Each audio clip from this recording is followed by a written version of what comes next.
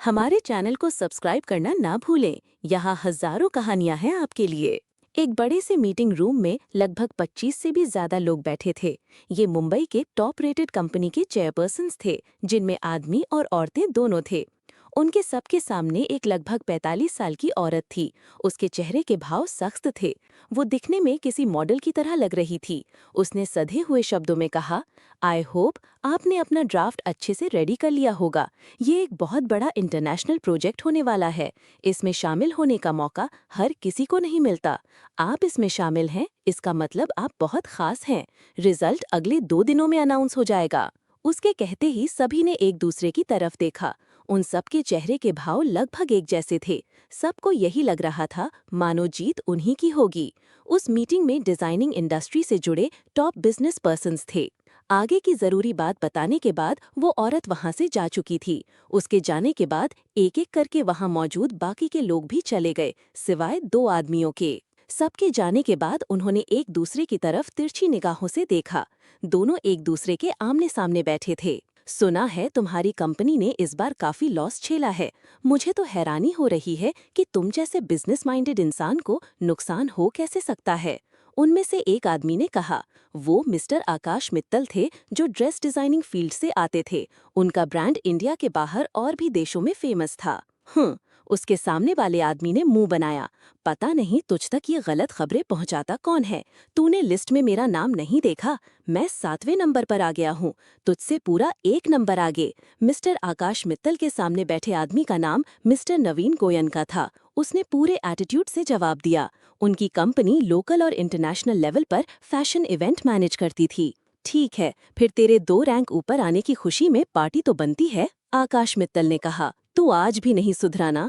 College के time में भी तुझे मेरी नई शर्ट खरीदने से लेकर 1 नंबर भी ज्यादा आने के लिए पार्टी चाहिए होती थी, और अब भी यही हाल है, नवीन ने जवाब दिया। हाँ, तू भी कहाँ बदला है। पहले भी कंजूस था और अब भी यही हाल है। ना तूने पहले मुझे कभी पार्टी दी, और अब तो मैं उम्मीद ही क्या लगाऊं। उसे कंजूस होना नहीं, पैसे की वैल्यू समझना कहते हैं, नवीन बोला। नवीन और आकाश अपनी जगह से उठे और फिर एक दूसरे के गले लग गए। नवीन ने अलग होकर कहा, एक ही शहर में रहते हुए भी मुद्दत हो गई एक दूसरे से मिले हुए। हाँ, तू तो इतना कंजूस है कि किसी के पार्टी में भी नहीं जाता। क्या पता कल को फिर तुझे भी पार्टी देना पड़े और उन्हें बुलाना पड़े, आकाश ने हंसकर कहा। अब बस भी कर, तुझे पार्टी देकर भी क्या फायदा है। शराब के तो तू हाथ भी नहीं लगाता, नॉनवेज तुझे खाना नहीं होता। फिर क्या घास फूस खिलाने के लिए तुझे पार्टी दूं? चल इसे छोड़ और बता, घर पर सब कैसे हैं? शगुन बिटिया, अब तक तो वो बहुत बड़ी हो गई होगी। उम्मीद है वो तुझ पर बिल्कुल नहीं गई होगी, नवीन ने पूछा। बिल्कुल मुझ पर ही गई है मेरी बेटी, मेरी ही तरह संस्कारी है। मैंने अपनी बेटी को बिल्कुल अलग तरीके से पाला है। उसे हमारी दौलत का घमंड ना हो, इसलिए मैंने उसे हमेशा दूर रखा। मेरी इकलौती होने के बावजूद उसे जरूरत के हिसाब से ही पैसे दिए। एक बार भी उसने मुझसे ये नहीं कहा कि इतने पैसों का आप क्या करेंगे या इन पर मेरा हक है। बहुत संस्कारी है मेरी शगुन, रोज मंदिर जाती है और भगवान से मेरी अच्छी सेहत की कामना करती हैं। आकाश जी अपनी बेटी के बारे में बता रहे थे। उनके चेहरे पर सुकून के भाव थे और आंखों में अपनी बेटी के बारे में बताते हुए गर्व। देहरादून की पहाड़ियों पर एक सुकून देने वाली शांति थी। वहां पहाड़ियों पर अलग अलग देवी देवताओं के मंदिर बने हुए थे। उन्हीं में एक मंदिर जो ज्यादा बड़ा नहीं था, वहां एक लड़की महादेव की मूर्ति के सामने बैठी थी। उसके अलावा वहां और कोई मौजूद नहीं था। वो दिखने में दुबली पतली हल्की गोरी रंगत लिए थी। उसने डिजाइनर सूट पहन रखा था। उनके सीधे बाल कमर से थोड़े छोटे थे। उसने भगवान के सामने अपने दोनों हाथ जोड़ रखे थे और आंख बंद करके प्रार्थना कर रही थी। आसपास कोई नहीं होने की वजह से वो मन में बोलने के बजाय थोड़ा तेज हो रही थी। हे भगवान, मैं रोजाना आपके मंदिर आती हूँ, रोज प्रसाद चढ़ाती हूँ। पंडित जी ने बताया था कि 16 सोमवार का व्रत रखने से हर मनोकामना पूरी होती है। पूरे 3 बार 16 सोमवार के व्रत रखे हैं मैंने। अब तो मेरी मनोकामना पूरी कर दीजिए। मैंने पूरे दिल से आपके व्रत किए थे। अब तो सब कहने भी लगे हैं कि उपवास कर करके मैं पतली हो गई हूँ। मुझ पर ना सही, लेकिन मेरे पतले शरीर पर तो तरस खाइए। वो प्रार्थना कर रही थी, तभी उसके पास में एक अधेड़ उम्र की औरत आई। उसने उसकी सारी बात सुनी और फिर उसके कंधे पर हाथ रखा। उसके हाथ रखते ही लड़की ने झट से आंखें खोलीं। उस औरत ने उसे सहलाते हुए कहा, घबराओ मत बेटी, मैं तुम्हारी तरफ से भगवान से प्रार्थना कर देती हूँ। उस औरत ने भगवान के सामने हाथ जोड़े और बोली, भगवान, आप इस लड़की की मनोकामना पूरी क्यों नहीं कर देते? ये तो व्रत रख रख कर दुबली पतली भी हो गई। अगर इसने और व्रत रखे तो सच में इसे कोई लड़का नहीं मिलेगा। शक्ल भी कुछ खास नहीं है। फिर वो उस लड़की की तरफ देखकर बोली, उम्र क्या होगी तुम्हारी? 27 साल। ओहो, इसकी तो शादी की उम्र भी निकलने वाली है। उसके ऐसा कहने पर वो लड़की उसकी तरफ घूर कर देखने लगी। वो वहां से उठकर जाने को हुई, तभी उस औरत ने हाथ पकड़कर उसे वापस नीचे बैठा लिया। यहाँ तुम्हारे नाम की एक खास पूजा रखवा देती हूँ। अच्छा, नाम क्या है वैसे तुम्हारा? औरत ने पूछा। शगुन, लड़की ने धीमी आवाज में जवाब दिया। देखो तो कितना प्यारा नाम है। तुम्हारी शक्ल पर तो बिल्कुल नहीं जच रहा, पर कोई बात नहीं, भगवान में इतना यकीन रखती हो तो अच्छे दिल की ही होगी। हे महादेव, आप इसी साल शगुन के लिए एक अच्छा वर ढूंढकर इसकी शादी करवा देना। क्या शादी? शगुन ने आंखें बड़ी करके कहा। फिर वो खड़ी हुई और भगवान के सामने दोनों हाथ हिलाकर जोर से चिल्लाकर बोली, बिल्कुल नहीं, बिल्कुल भी नहीं भगवान जी, आप इस औरत की बात बिल्कुल नहीं सुनेंगे। अरे व्रत मैंने रखे हैं तो मेरी सुनिए ना। उसके बाद शगुन ने उस औरत की तरफ घूर कर देखा और कहा, और आपको क्या लेना देना है मेरी शक्ल से? मैं कब से देख रही हूँ आप मेरी शक्ल की बुराई कर रही हैं। क्या कमी है इसमें? अब मुझे डिस्टर्ब मत कीजिए, मुझे भगवान जी से बहुत कुछ मांगना है। मुझे समझ नहीं आया, अगर तुम्हें अच्छा पति नहीं चाहिए तो फिर क्यों भगवान के सामने गिड़गिड़ा रही हो? वो औरत शगुन की बात सुनकर हैरान थी। उसकी बात सुनकर शगुन के चेहरे पर मुस्कुराहट थी। वो भगवान की मूर्ति की तरफ मुड़ी और बोली, मुझे अच्छा पति नहीं, अपने पापा का बिजनेस चाहिए भगवान जी। आप क्या चाहती हैं, मेरी शादी हो जाए और मैं अपने पापा का घर और उनका बिजनेस छोड़कर चली जाऊं? बिल्कुल नहीं, मैं उनकी इकलौती औलाद हूँ। बहुत मेहनत की है मैंने खुद को इस लायक बनाने की, ताकि उनके एम्पायर को संभाल सकूं। सुन रहे हैं ना आप भगवान जी? पिछले 6 सालों से मैं उनकी बात बिना सवाल किए मान रही हूँ। उन्हें छोड़ो, आपको पटाने में भी कितनी मेहनत लगी। जिसने भी जो पूजा बताई मैंने की, लेकिन अब बहुत हो गया। मुझे मेरा हक चाहिए। इस बार जब मैं घर जाऊं तो प्रॉपर्टी मेरे नाम हो जानी चाहिए। शगुन ने भगवान की मूर्ति के सामने उंगली दिखाकर कहा और पूरे एटीट्यूड के साथ वहां से चली गई। बाप रे, भगवान को उंगली दिखा रही है। अजीब लड़की है, ऐसा कौन करता है? बोलो, इसे अपने बाप के पैसे चाहिए। मुझे तो लगा अच्छे पति के लिए भगवान को मना रही होगी, और ये है कि कितनी लालची है। वो औरत अभी भी शगुन की तरफ हैरानी से देख रही थी। शगुन ने अपने बाल झटकाए और बेफिक्र होकर वहां से जा रही थी। चारों तरफ ये स्टोरी डिफरेंट है और फनी भी। पूरी पढ़कर देखिएगा, आपको डेफिनेटली पसंद आएगी। क्या शगुन की तरह अनुभव की अतरंगी है? ये आपको अगले चैप्टर में पता चल जाएगा। पढ़कर लाइक और कमेंट जरूर करिएगा। आगे की भागों के लिए फॉलो कीजिए। हमारे चैनल को सब्सक्राइब करना ना भूलें। यहाँ हजारों कहानियां हैं आपके लिए। मीटिंग रूम में बैठे नवीन और आकाश पुराने दोस्त थे। मीटिंग होने के बाद वो दोनों वहां बैठकर अपने बच्चों के बारे में बातें कर रहे थे। नवीन ने उसे अपनी बेटी शगुन के बारे में बताया। नवीन से शगुन के बारे में सुनने के बाद आकाश ने मुस्कुराकर कहा, जैसी उम्मीद थी वैसा ही पाया। बचपन से ही वो काफी शांत और मासूम टाइप की थी। बहुत साल हो गए उसे देखे हुए। क्या उसने ऑफिस ज्वाइन कर लिया है? नहीं यार, अभी कहाँ। उसने MBA की डिग्री कंप्लीट कर ली। उसके बाद मैंने उससे कहा था कि वो किसी अच्छी कंपनी में जाकर काम करे, खुद को प्रूव करे कि वो मेरी एम्पायर संभालने के लायक है भी या नहीं। नवीन बोल रहा था, तभी आकाश ने उसकी बात बीच में काटते हुए कहा, ये कैसी बातें कर रहा है तू? हमारे बच्चों का पूरा हक है हमारी प्रॉपर्टी पर, और क्या जरूरत है उसे खुद को प्रूव करने की? हाँ, जानता हूँ कोई जरूरत नहीं, पर जिंदगी के अनुभव घर बैठे नहीं मिलते। बस यही सोचकर उसे कुछ साल काम करने के लिए बाहर भेज दिया। सोच रहा हूँ अगले साल तक रिटायरमेंट ले लूं, तब तक शगुन भी तैयार हो जाएगी, नवीन ने बताया। उसकी बात सुनकर आकाश के चेहरे पर मुस्कुराहट के भाव थे। उसे अचानक यूं मुस्कुराता देखकर नवीन ने सवालिया नजरों से उसकी तरफ देखा। मेरी तरफ ऐसे मत देख, हम दोनों दोस्त हैं, इसलिए हमारी थिंकिंग भी एक जैसी है। तुम्हें यकीन नहीं होगा, लेकिन मैंने भी अपने बेटे अनुभव को यही सोचकर खुद से दूर किसी और कंपनी में काम करने के लिए भेजा, ताकि वो तैयार हो सके। क्या सच में? मुझे भी अनुभव से मिले हुए काफी वक्त हो गया। पिछली बार उसे देखा था तब वो हाई स्कूल में था। नवीन बोले। हाँ, हाई स्कूल कंप्लीट करने के बाद भी मैंने उसे आगे की एजुकेशन के लिए बेंगलोर भेज दिया, और अब वो देहरादून की एक कंपनी में काम कर रहा है। आकाश के बताते ही नवीन ने तुरंत कहा, क्या सच में? शगुन भी देहरादून में ही है? अरे पहले क्यों नहीं बताया? मैं अनुभव को बोल देता तो वो शगुन बिटिया का ध्यान रख लेता। आकाश ने कहा, वो मेरी बेटी है और सेल्फ इंडिपेंडेंट भी। मुझे नहीं लगता कि उसे किसी के ध्यान रखने की जरूरत है। उसकी बात सुनकर आकाश ने हंसकर कहा, तो क्या पता शगुन ही अनुभव का ख्याल रख लेती। बहुत भोला है मेरा अनुभव, दुनियादारी से बिल्कुल अलग, सादा जीवन, उच्च विचार वाली विचारधारा का पालन करने वाला। ये तो सच में अच्छी बात है। हम कितने लकी हैं कि हमारे बच्चे बाकी बिजनेस फैमिलीज के बच्चों की तरह बिगड़े हुए नहीं हैं। उन्हें घमंड नहीं है कि उनके पास इतना पैसा है। नवीन ने गर्व से कहा, हाँ बिल्कुल, अनुभव को मैंने कार्ड दे रखे हैं, पर आज भी वो अपनी जरूरत के हिसाब से ही पैसे खर्च करता है। कभी कभी सोचता हूँ कि मैंने अपने बेटे को बाकी बच्चों से पीछे तो नहीं रख दिया। जहाँ आजकल के बच्चे पार्टी, शराब और लड़कियों में डूबे रहते हैं, वहीं अनुभव को किताबें पढ़ना बहुत पसंद है। ज्यादा शोर से तो उसका सिरदर्द होने लगता है। मैं भी तुम्हारी तरह रिटायरमेंट प्लान कर रहा हूँ। अब अनुभव भी पूरी तरह तैयार है। आकाश ने बातों ही बातों में अपने बेटे अनुभव के बारे में बताया। दोनों दोस्त एक दूसरे से अपने अपने बच्चों की बात करके काफी खुश थे। काफी समय से उनके बच्चे उनसे दूर थे, लेकिन उनके बारे में बात करते हुए ऐसे लग रहा था जैसे वो उनके पास ही बैठे हों। अच्छा अनुभव इस बार आए तो बताना, मैं उससे जरूर मिलूंगा। नवीन ने कहा, हाँ हाँ क्यों नहीं, मैं भी शगुन बिटिया से मिलना चाहता हूँ। रचना और वाणी तो एक दूसरे से मिलती रहती है। हम दोनों ही हैं जो काफी टाइम बाद मिल रहे हैं। आकाश ने जवाब दिया। साथ में बातें करते हुए उन्होंने लंच लिया और उसके बाद अपने अपने ऑफिस के लिए निकल गए। रात के 2 बज रहे थे। दून सिटी के एक क्लब में लाउड म्यूजिक बज रहा था।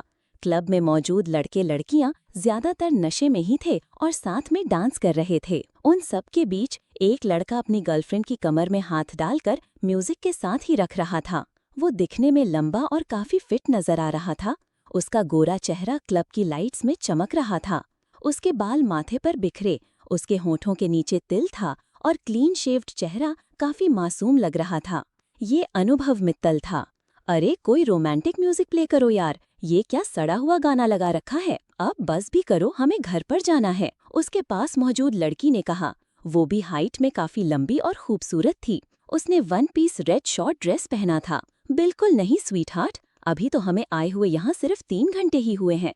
पूरी रात बची है एंजॉय करने को। Let's have fun baby. बोलते हुए अनुभव ने उसे गले लगा लिया। I love you so much Prarthana, उसने उसके गले लगे हुए कहा। हाँ हाँ ठीक है, चलो अब चलते हैं, मुझे कुछ देर खुली हवा में वॉक करना है।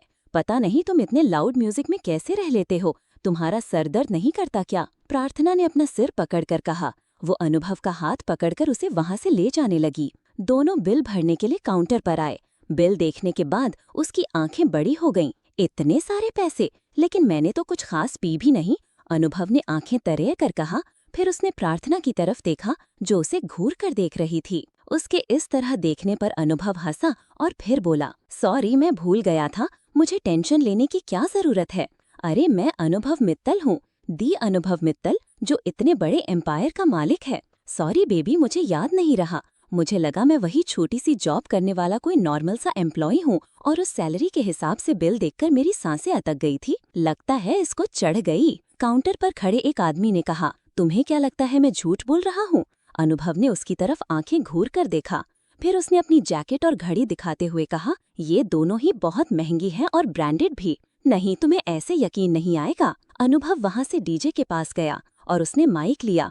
उसने जोर से माइक में चिल्लाकर कहा, आज यहाँ पर जो भी लोग मौजूद हैं उनकी पार्टी मेरी तरफ से, मैं सबका बिल पे करूंगा। गाइस, जिसे जितना एंजॉय करना है मजे से कीजिए। उसके ऐसे करने पर प्रार्थना के चेहरे पर मुस्कुराहट थी।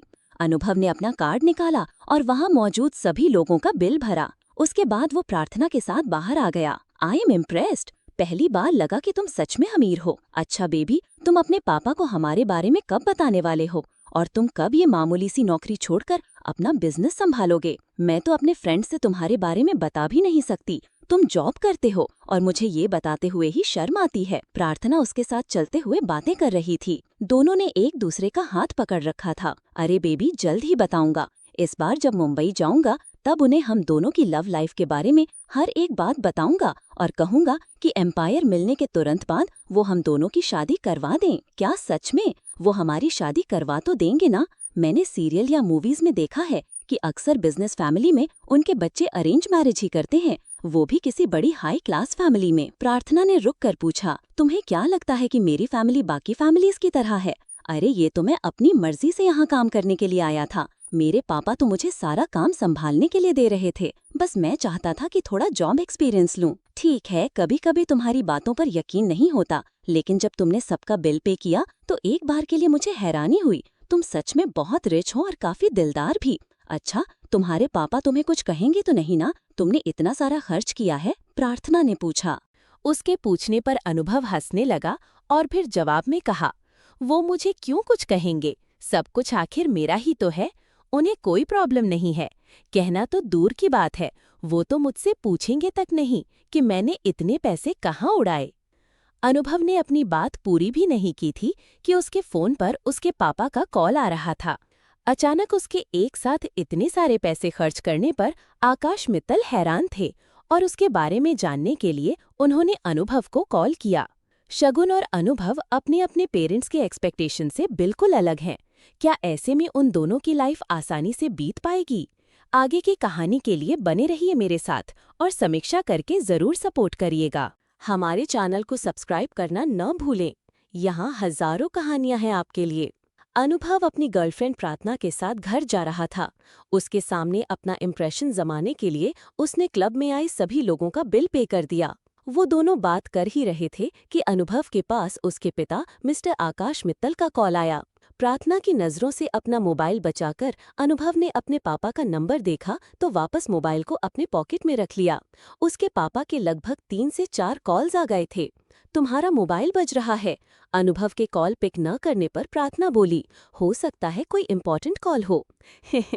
अनुभव नकली हंसी हंसते हुए बोला, बेबी तुम सच में बहुत इनोसेंट हो। जानती नहीं क्या, ये क्रेडिट कार्ड वाले, इन्हें पता होता है किसके अकाउंट में कितना पैसा है। बहुत कॉल्स करते हैं, दिन भर परेशान करके रखते हैं।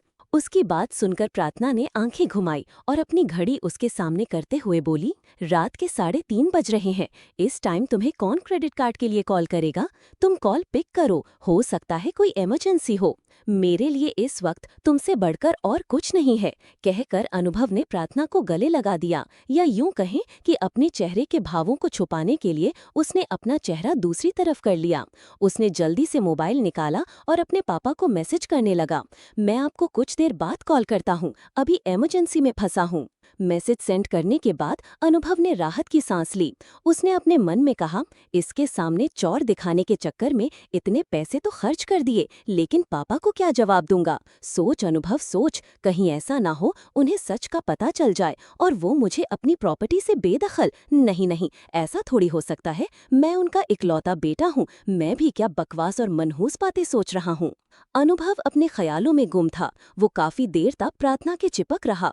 प्रार्थना ने उसे खुद से दूर किया और कहा, अच्छा ठीक है, अब मुझे घर जाना है, मैं छोड़कर आऊं? तुम्हें प्रॉब्लम होती होगी ना गार्डन से सीढ़ियां चढ़कर अपने कमरे तक जाने में?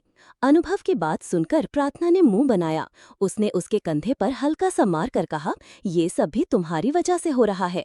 अगर तुम जॉब करने के बजाय अपना एम्पायर संभाल रहे होते तो मुझे तुम्हें अपने घर वालों से मिलाने में कोई दिक्कत नहीं होती। बस कुछ दिन एडजस्ट कर लो बेबी, फिर देखना हम दोनों साथ रहेंगे, खुशी खुशी एक घर में, और फिर पूरी लाइफ मजे करेंगे। प्रार्थना ने मुस्कुराकर उसकी बात पर हामी भरी। जाने से पहले उसने अनुभव को गले लगाया और उसके गाल पर हल्का सा किस करके वहां से टैक्सी लेकर चली गई। उसके जाने के बाद अनुभव ने भी टैक्सी ली और वहां से अपने फ्लैट पर आ गया। वो अपने घर पहुंचा तब सुबह के लगभग 3:30 बज रहे थे। दरवाजा अंदर से बंद होने की वजह से वो बार बार डोरबेल बजा रहा था। अब इस साले गत्तिक के बच्चे घोड़े बेचकर सोया है क्या? इस बार अनुभव ने डोरबेल बजाने के बजाय दरवाजे पर जोर से अपनी लात मारी। आ रहा हूँ, भगवान जी तुझ जैसा दोस्त किसी शैतान को भी ना दे, न दिन में चैन से रहने देता है और न ही रात को। अंदर से उसके दोस्त गत्तिक की आवाज आई जो उसके साथ रहता था। वो उसी का हम उम्र था, एक नॉर्मल हाइट का दुबला पतला क्यूट दिखने वाला लड़का था। गत्तिक ने अनुभव के लिए दरवाजा खोला। वो नींद से उठकर आया था, इसलिए उसके बाल बिखरे थे। उसकी आंखों में अभी भी नींद तैर रही थी। अगली बार अगर इतना लेट करना है तो पहले ही बता देना, मैं दरवाजा लॉक करके नहीं सोऊंगा, मेरी भी नींद खराब कर देते हो। हाँ हाँ ठीक है, तुझे फ्री में मेरे साथ रहने को मिल रहा है, ये काफी नहीं है क्या? और तू तू मेरे लिए इतना भी नहीं कर सकता? आखिर दोस्त होते ही किस लिए हैं? अनुभव अंदर आते हुए बोला। तू खुद को मेरा दोस्त कहता है? गत्तिक आंखें तरेड़ कर बोला। तू मेरा दोस्त नहीं, दुश्मन है, दुश्मन। दोनों दोस्त वहीं सोफे पर ही पसर गए। वो एक 2 BHK फ्लैट था जिसमें जरूरत के हिसाब से सारी सुविधाएं थीं। ये फ्लैट अनुभव का ही था। उसे अकेलापन महसूस न हो इसलिए उसने अपने दोस्त गतिक को भी वहां रहने के लिए बुला लिया था। क्या जिंदगी है यार! कौन कह सकता है कि मैं इतने बड़े एम्पायर का मालिक हूँ? भिखारियों जैसी हालत है मेरी। अनुभव बोला। सही कह रहा है तू। तेरी हालत देखकर कोई नहीं कह सकता कि तू दी आकाश मित्तल का बेटा है। वैसे तू इतना परेशान क्यों लग रहा है? कुछ हुआ है क्या? उसका उतरा हुआ चेहरा देखकर गतिक ने पूछा। कुछ नहीं यार, बहुत कुछ हुआ है। प्रार्थना के सामने शो ऑफ करने के चक्कर में मैंने वहां आई सभी लोगों का बिल पे कर दिया, वो भी लगभग 5 लाख रुपए। अनुभव के मुंह से 5 लाख का नाम सुनकर गतिक जल्दी से उठा और बोला, बाप रे, 5 लाख? तेरे पापा को तो हार्ट अटैक ही आ गया होगा। हाँ, अब उनका बार बार फोन आ रहा है। मैंने कॉल पिक नहीं किया, लेकिन जानता हूँ वो क्यों कॉल कर रहे होंगे। यार प्लीज मेरी हेल्प कर दे, मैं उन्हें क्या कहूँगा? परेशानी में अनुभव उठकर बैठ गया। वहीं उससे सारी बातें जानने के बाद गतिक जोर जोर से हंस रहा था। तेरी हालत तो सच में खराब है। मुझे समझ नहीं आता तू अपने पापा से इतना डरता क्यों है? सब कुछ तेरा ही तो है। तू तो ऐसे डर रहा है जैसे तेरे 3-4 भाई बहन और हों और वो सारी प्रॉपर्टी उनके नाम कर देंगे। गतिक की बात सुनकर अनुभव ने गहरी सांस लेकर छोड़ी। 3-4 नहीं मेरे भाई, 300-400 भाई बहन बोल। बोलते हुए अनुभव की आंखों के आगे एक दृश्य घूमने लगा। वो लगभग 17 साल का था और अपने पापा के साथ एक अनाथ आश्रम में था। वहाँ काफी सारे बच्चे थे। उस दृश्य को याद करते ही अनुभव के अंदर एक कंपकपी सी उठी और वो तुरंत ही होश में आ गया। फिर उसने गतिक से कहा, आज तक मैंने ये बात किसी को नहीं बताई। तू बहुत किस्मत वाला है कि मैं तुझसे सब शेयर कर रहा हूँ। आज से लगभग 10 साल पहले मेरे पापा मुझे एक जगह लेकर गए थे। वो एक अनाथ आश्रम था जो उन्होंने अडॉप्ट किया था। कहना पड़ेगा यार, तेरे पापा सच में बहुत दयालु इंसान है, वरना पूरे के पूरे अनाथ आश्रम को कौन अडॉप्ट करता है? सही कहा। जब वो वहाँ गए थे तब उन्होंने मुझे एक बात कही थी। वो कुछ ऐसी बात थी जो आज भी मेरे कानों में सोते वक्त गूंजती है।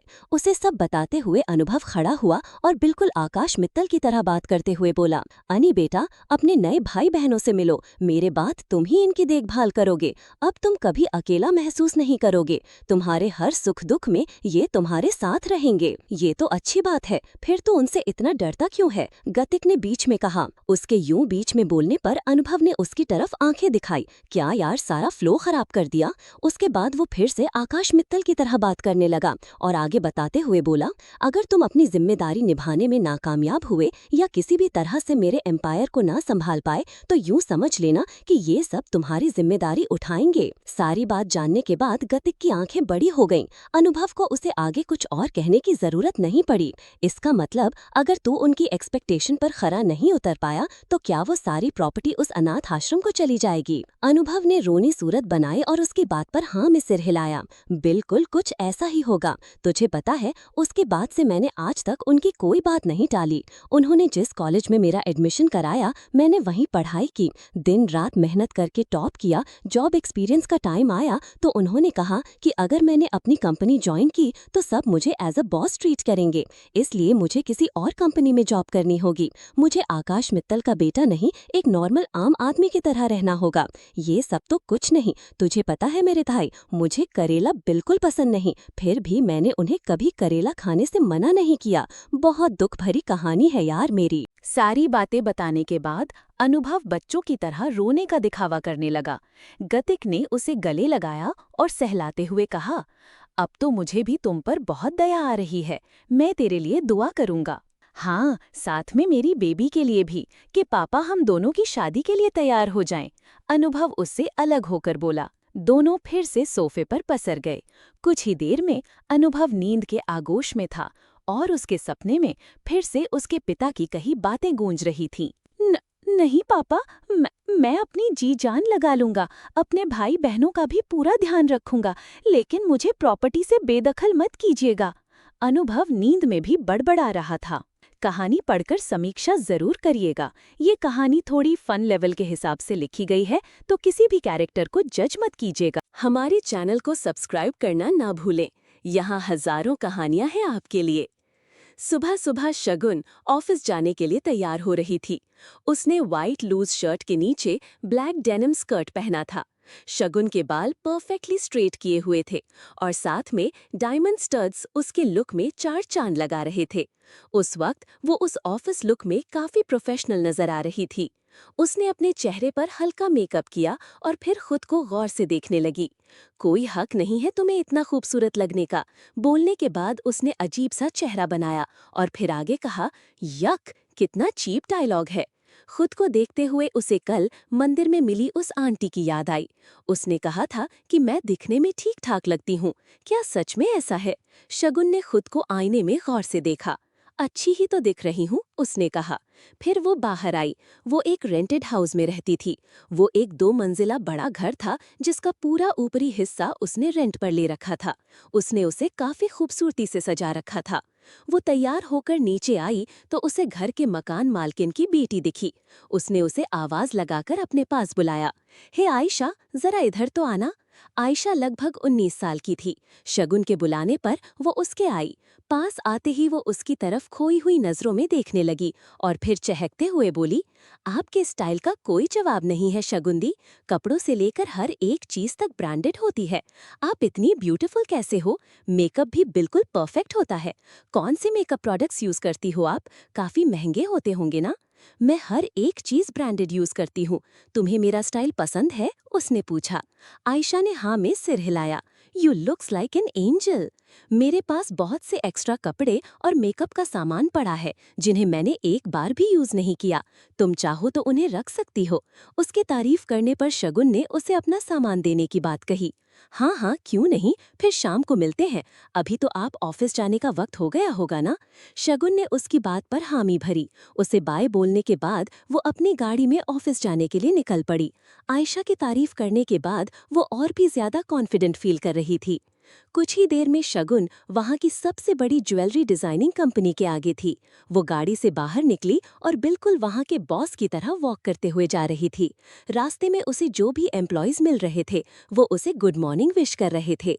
किसने सोचा था कि पापा की दी लग्जरी लाइफ से अलग होने के बाद भी मैं एक अच्छी लग्जरियस लाइफ बिताऊंगी। इंसान में आगे बढ़ने का जुनून हो तो वो कुछ भी कर सकता है, शगुन ने मुस्कुराते हुए खुद से कहा और वहां के बॉस के केबिन में चली गई। उसे वहां देखते ही वहां का बॉस मिस्टर शुभ चौधरी मुस्कुराते हुए खड़ा हुआ। वो शगुन से उम्र में कुछ ही बड़ा होगा। उसके चेहरे पर सेट की हुई गहरी दाढ़ी थी। वो हाइट और हेल्थ में अच्छा था। उसका लुक उसकी पर्सनालिटी को काफी सूट कर रहा था, बिल्कुल किसी यंग बिजनेसमैन की तरह जो दिखने में काफी हैंडसम था। मैं तुम्हारे ही आने का वेट कर रहा था। वो उठकर शगुन के पास आया। कल मीटिंग में तुमने कमाल ही कर दिया। मुझे लगा मैं मीटिंग अटेंड नहीं करूंगा तो प्रोजेक्ट हमारे हाथ से निकल जाएगा, लेकिन तुम्हारे रहते ऐसा कभी नहीं होता। ब्रिलियंट शगुन। जब तुम मुझे अच्छे से जानते हो तो फिर तुम्हें टेंशन लेने की क्या जरूरत है, शगुन ने जवाब दिया। शुभ ने भी उसकी बात पर हामी भरी। वो शगुन को गले लगाने के लिए आगे बढ़ने लगा, तभी शगुन 2 कदम पीछे हट गई। तुम भूल रहे हो हम ऑफिस में हैं। मैं नहीं चाहती यहाँ किसी को पता चले कि हम रिलेशन में हैं, वरना लोग मेरी सक्सेस और टैलेंट को कम आंकेंगे। वो ऐसा समझेंगे कि मैं इसलिए आगे बढ़ रही हूँ क्योंकि मैं तुम्हारी गर्लफ्रेंड हूँ, शगुन ने सख्त आवाज में कहा। हाँ ठीक है, कल तुमने बहुत काम किया था, अब थोड़ा आराम कर लो। मुझे तुमसे कुछ और भी बात करनी थी। ऑफिस है इसलिए ज्यादा कुछ नहीं कह सकती। शाम को डिनर पर मिलते हैं, शगुन ने इतना ही कहा और फिर वहां से चली गई। वो अपने ऑफिस के बॉस मिस्टर शुभ चौधरी को पिछले 2 साल से डेट कर रही थी। जब उसने ऑफिस ज्वाइन किया था तो वो वहां के हेड डिजाइनर को असिस्ट करती थी, लेकिन उसने अपनी मेहनत और आगे बढ़ने के जज्बे से वहां के हेड मैनेजर की पोस्ट हासिल कर ली थी। शगुन के प्रोफेशनलिज्म ने शुभ का भी दिल जीत लिया। उसके जाने के बाद शुभ वहां चेयर पर बैठा, तभी उसके पास एक कॉल आया। हेलो मिस्टर जिंदल, मैं आपको कॉल करने वाला ही था। ये हमारा पहला जॉइंट वेंचर होने वाला है तो मिलकर डिस्कस कर लेते हैं, शुभ ने कॉल उठाते ही कहा।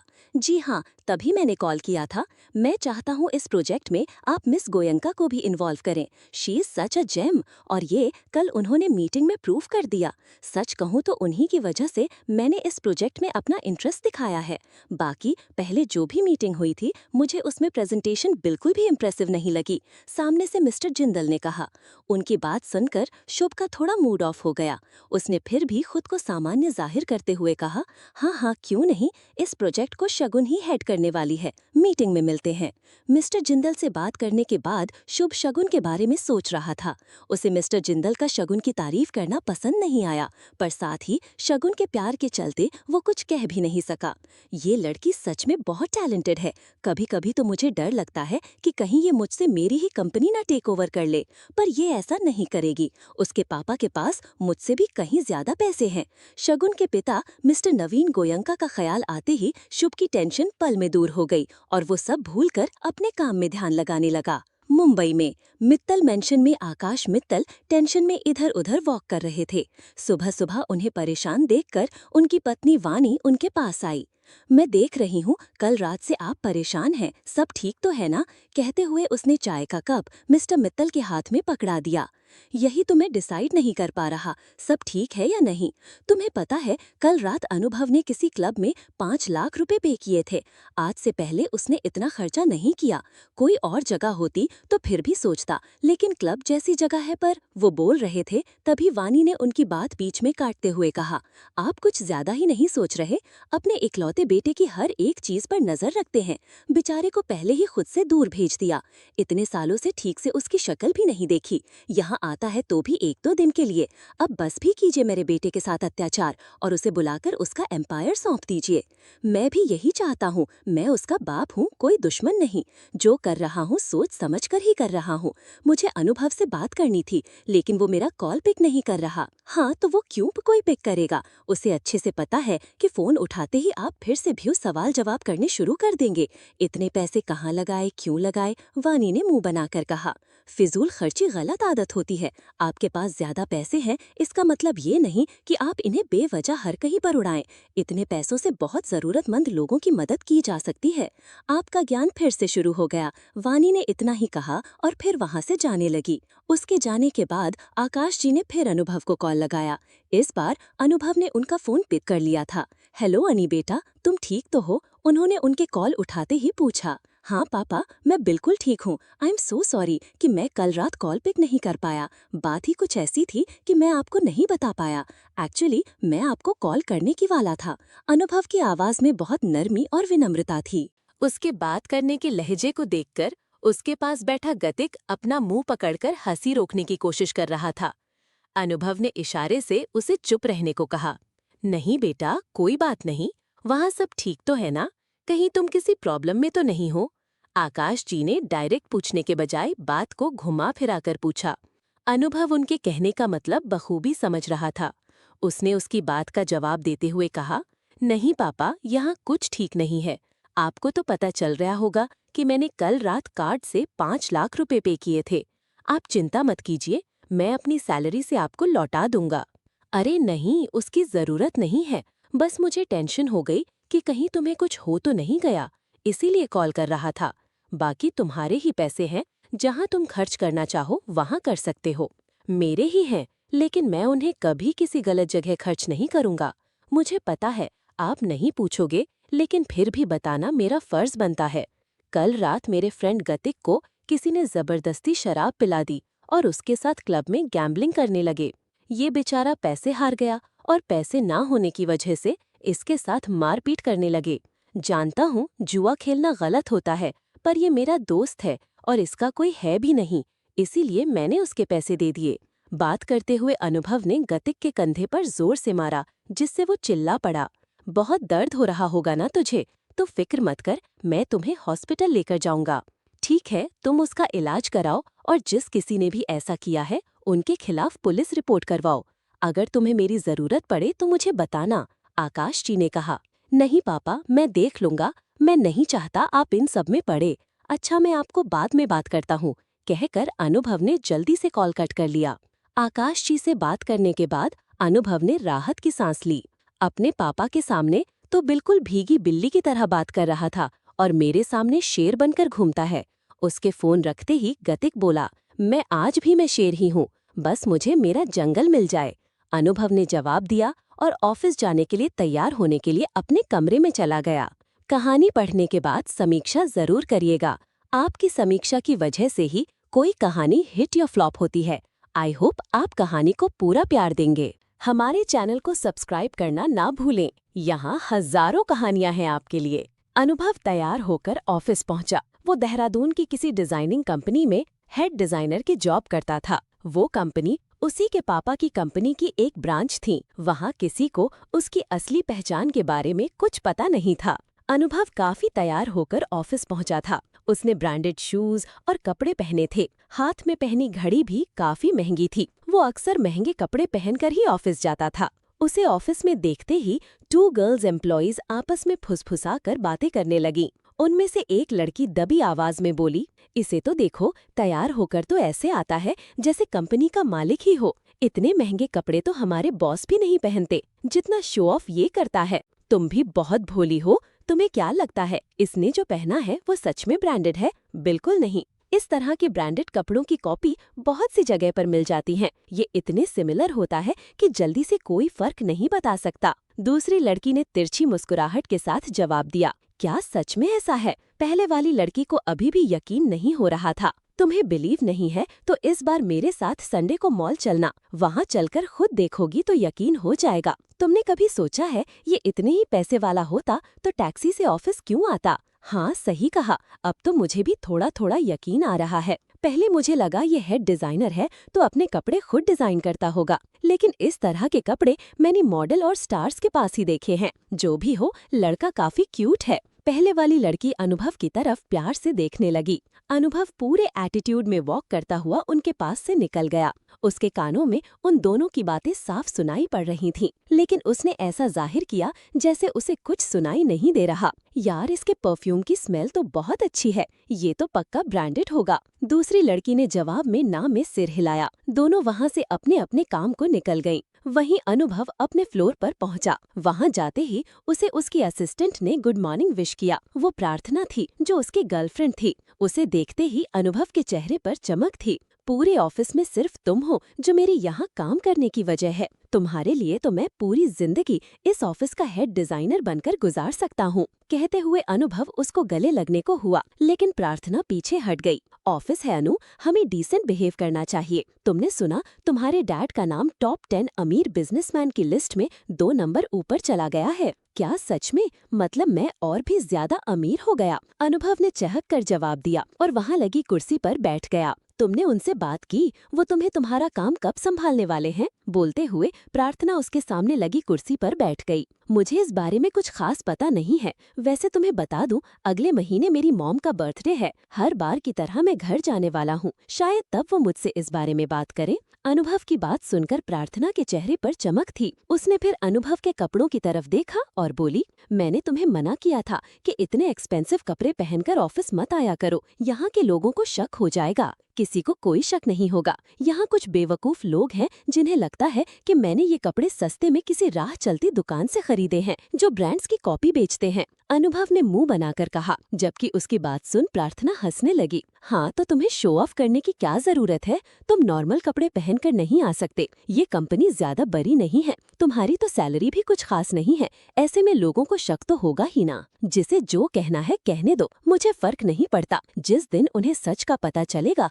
उस दिन उन्हें अपने आप यकीन हो जाएगा कि अनुभव मित्तल कौन है। अनुभव ने जवाब दिया, खैर अब इन सब को छोड़ो और बताओ आज का क्या काम है? बस तुम्हारी यही आदत मुझे सबसे अच्छी लगती है कि तुम अपने काम के मामले में कभी पीछे नहीं हटते। बाकी तुम्हारी हरकतें तो बिल्कुल अमीर बिगड़े हुए लड़कों वाली हैं। बोलते हुए प्रार्थना उठी और उसके सामने फाइलों का ढेर रख दिया। ये सब फाइल्स डायरेक्ट मेन ब्रांच से आई हैं। इस सब में रिजेक्टेड डिजाइन्स हैं। मुझे लगता है तुम्हारे डैड तुम्हारा टेस्ट ले रहे हैं, तभी स्पेशली ये फाइल्स इसी ब्रांच में आई है। वो चाहते हैं कि इन रिजेक्टेड डिजाइन्स को कुछ वैल्यूएबल डिजाइन्स में बदला जाए। ऐसा समझ लो कि ये तुम्हारा एग्जाम है और तुम्हें इसे क्लियर करना है। तुम्हारे लिए मैं सारे टेस्ट पास कर जाऊंगा। अनुभव ने मुस्कुरा कर जवाब दिया और प्रार्थना के हाथ पकड़कर उस पर हल्का सा किस किया। अनुभव पूरी तन्मयता के साथ काम में जुट गया। प्रार्थना उसके काम में उसके हेल्प कर रही थी। दोनों साथ काम करते ही एक दूसरे के करीब आए थे। Dash dash dash. रात के 8 बज रहे थे।